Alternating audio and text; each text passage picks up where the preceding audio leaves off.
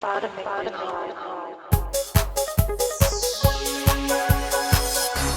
Abbie Byrom, Director of Global Partner Marketing for Samsung SmartThings. Maybe we can start and talk about integration. There was a lot of talk today about that, and it's certainly the number one problem that our readers have. Do you see any changes there, or a day where we can add a device to Samsung SmartThings and it'll auto-configure and auto-discover, and how far are we away from that? Well, auto discovery is actually a feature that already exists. When you buy a SmartThings hub and put it in your home, turn it on, connect it to your internet network, and open up the app, that hub will discover the connected devices that you have in your home and tell you whether or not you have the ability to connect them. So I think auto discovery, it's there, and we will certainly keep pushing forward and making that experience better and more inclusive through our Works with SmartThings program so that we can have as many devices as possible certified. The second part, you said auto discovery, and the other one? Auto-configure, I suppose. In our experience, we've added a module, maybe a multi-sensor module to SmartThings Hub, and it might have 6 sensors on board, and 4 of those might work. Obviously, it's hard for you guys to keep up. There's so many new devices and everything coming online. Is there any improvement coming in that area, or do you see a day where there is an open standard or something that makes this whole integration thing easier? I think I can answer that in 2 parts. The first one, yes, there are so many new devices coming online every day.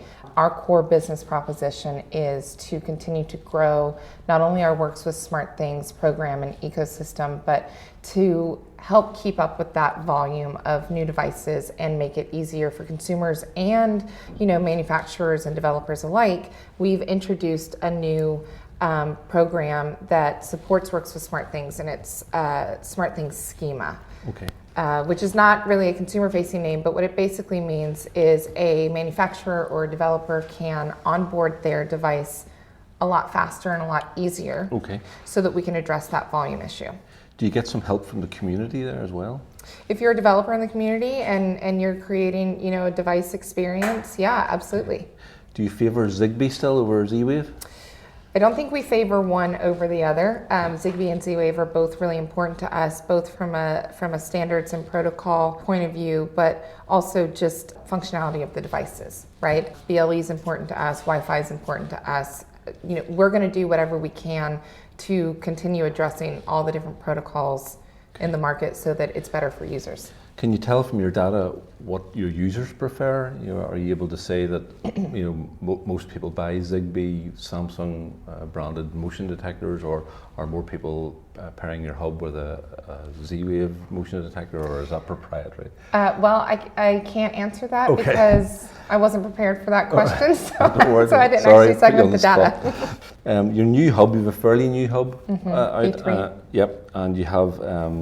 There's a SmartThings hub and there's a connected home hub. What's the difference there then? So we have Hub V3, which is our SmartThings branded hub that's in our core lineup. And it's your hub, it's the Rainier Smart Home. And we also have SmartThings Wi-Fi, which is the connected hub that you're talking about. SmartThings Wi-Fi is actually one of the first products that we have launched that includes a new business strategy for us, which is embedding our hub stack into other devices that consumers are already using daily that have a real functional need in the home, and giving them the benefit of a smart home hub inside of it without them having to buy 2 devices. TVs, appliances, that kind of thing? So this is the first foray into that, with obviously TVs and appliances being very close on the roadmap. The benefit of this is not only that it's the first device that we've done that with, and it's been very successful and consumers love it, it is also that it creates a mesh wireless network in your home. So when you're dealing with a lot of smart devices that pull down that internet bandwidth, or maybe even a larger home that has a bit of a larger footprint, it really helps you manage that so that your device experience and those automations are seamless. A last question. We feel a lot of items that come under the smart home, big air quotes, smart home banner, aren't that smart and are more glorified remote controls. Do you see anything coming where there's going to be more autonomous decision making and more AI involved and more proactive decisions that you don't have to program or you don't have to lift your phone to start. Is that I mean, coming? certainly AI is the next frontier, or the frontier that's actually already here that we're all trying to develop a point of view on. So I think it's just pretty intuitive by being in the industry to say, yes, I see that coming. When and how, I can't be sure. I know that all of us as smart home device manufacturers are really looking toward the future and what we're going to want to contribute to that framework. Yeah. I can't answer what it'll be for us yet, though. I said that was last, but here's a bonus one there. On the integration side, do you think that the cloud is going to be the integrator? We've got Amazon Alexa and the Google Assistant and HomeKit and all these things that live in the cloud, IFTTT. Mm-hmm.